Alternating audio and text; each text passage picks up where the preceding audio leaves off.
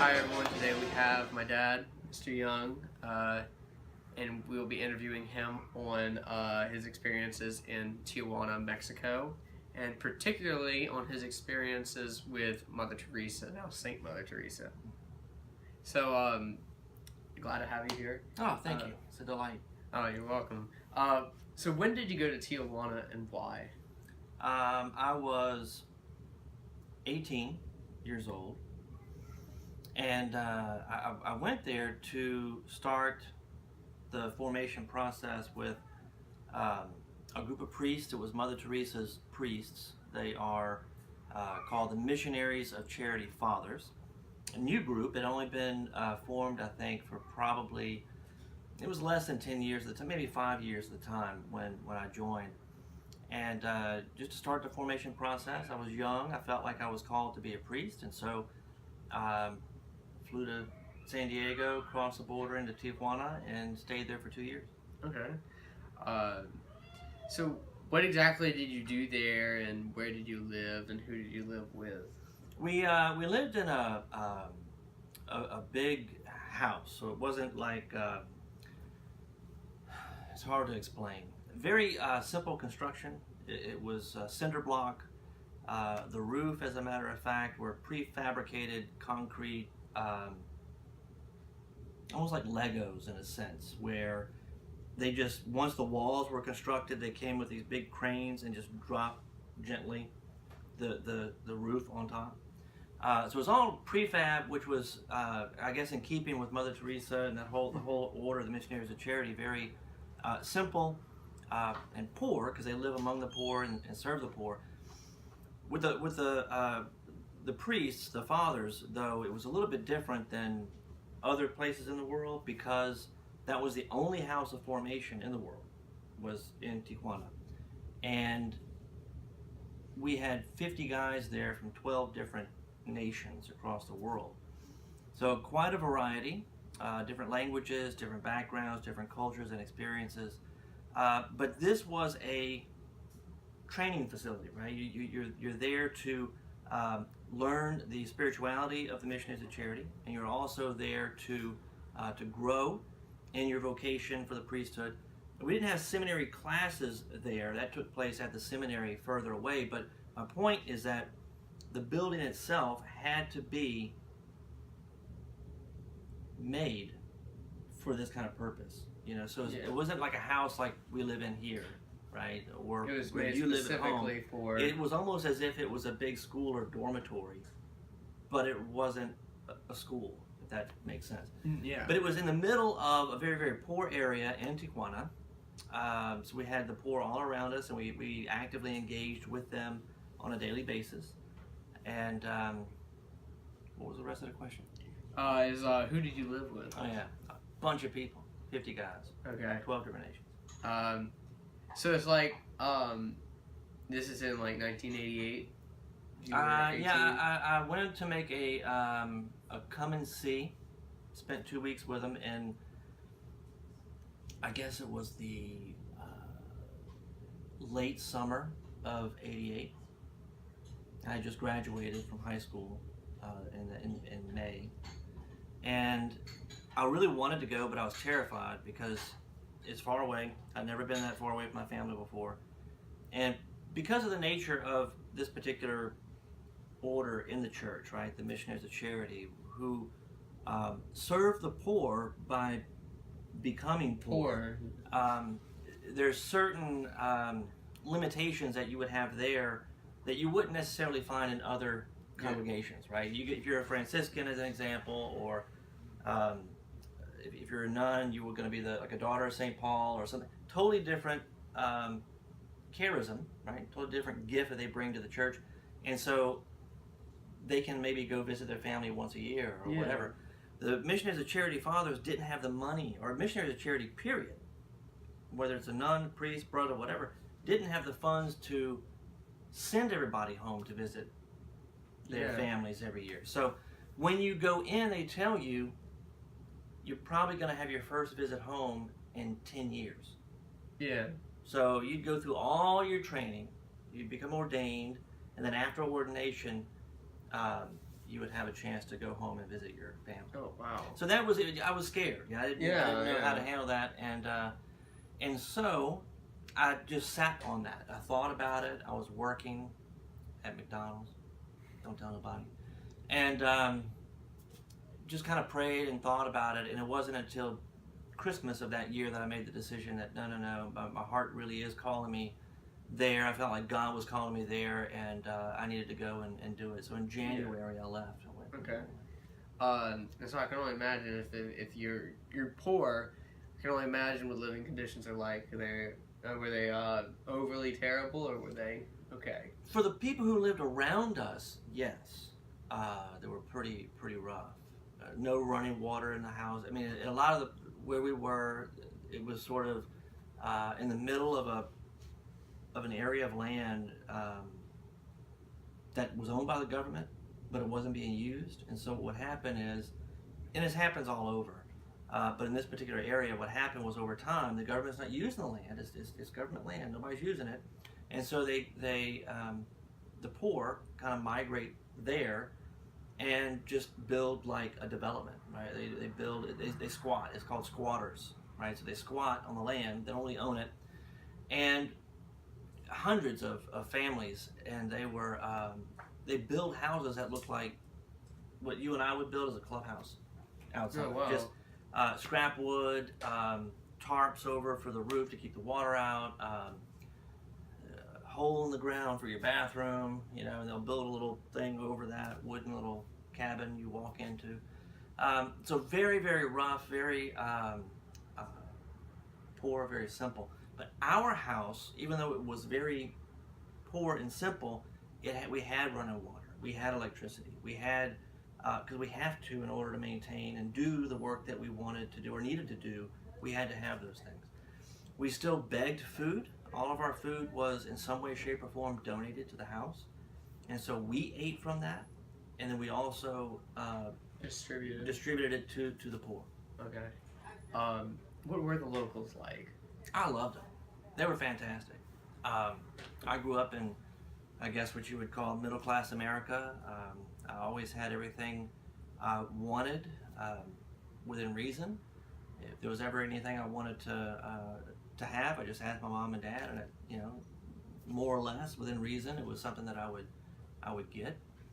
I never really went without, and so I think that's kind of something that we see in America quite a bit, right? This whole idea of not really having much of a lack of anything, and the trends. And you look at this from a sociological perspective, and what we've been seeing in our culture is this, what do they call it?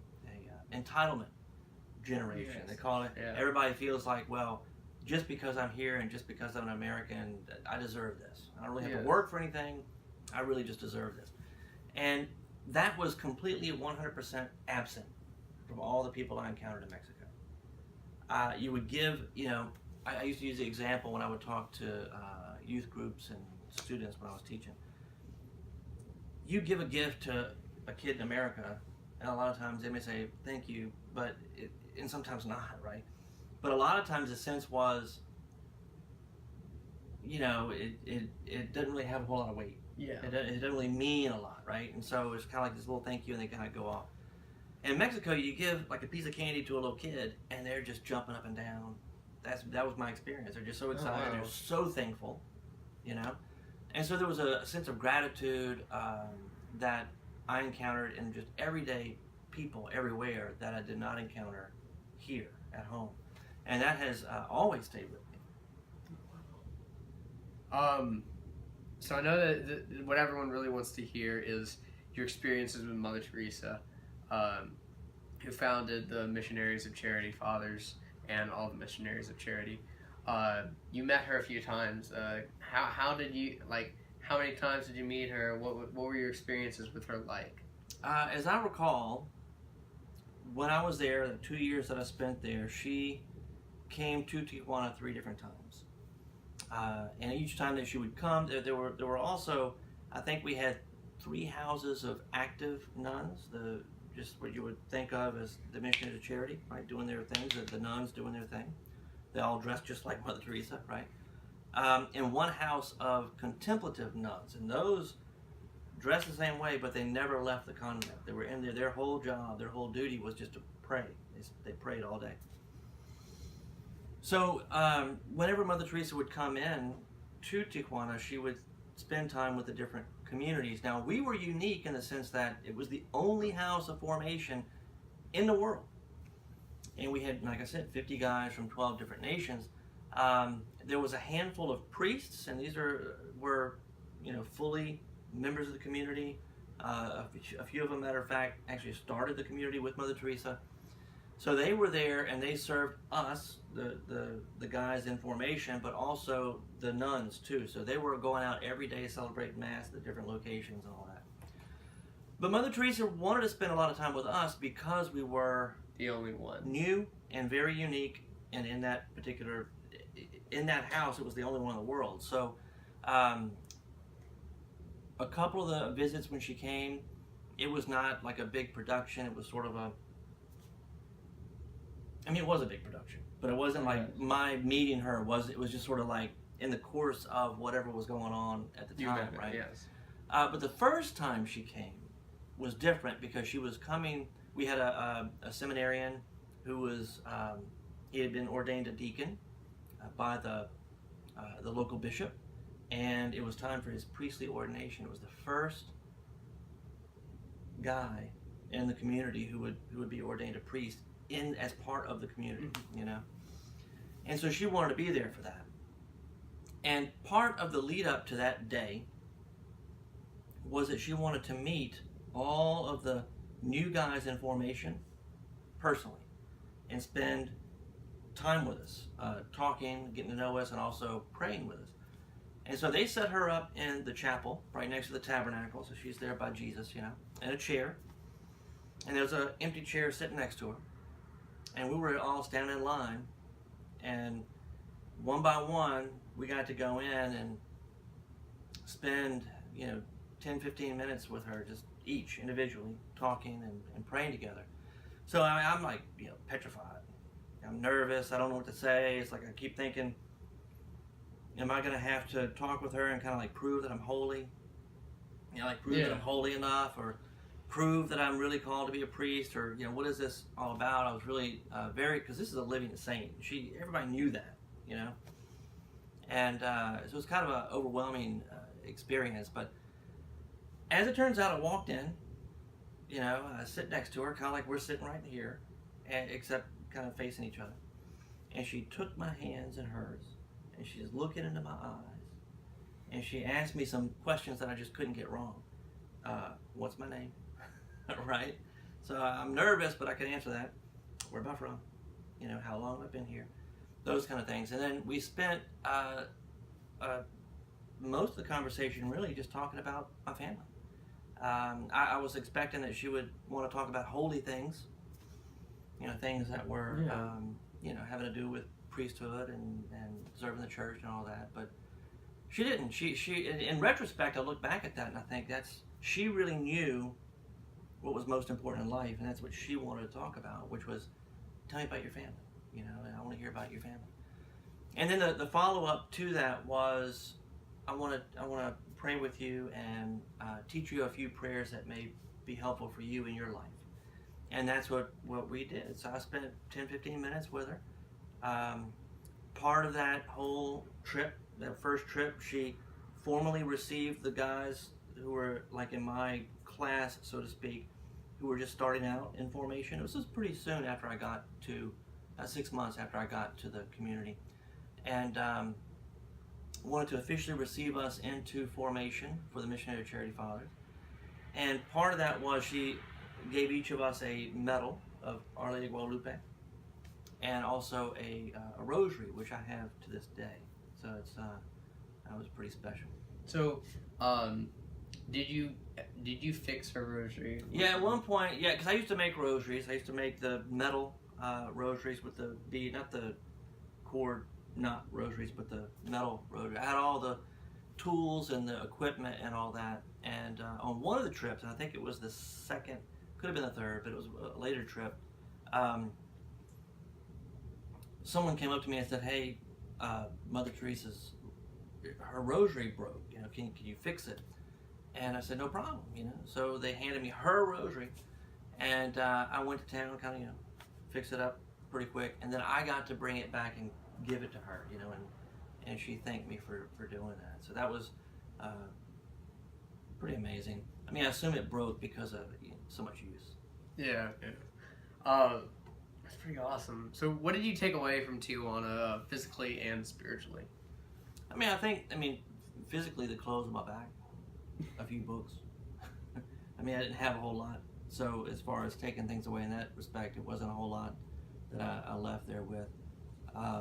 But as a person, I took away a lot. I mean, I learned a lot about humanity, and about life, and what some of the what the most important things really are. That people, right, and family in particular, and just I think a new appreciation for the things that we have that the rest of the world doesn't necessarily have, you know, and also a certain gratitude, you know, for the things that we realizing that all good things come from God. You know. Well, our time with Mr. Young has been great. Thank you for coming out. My pleasure.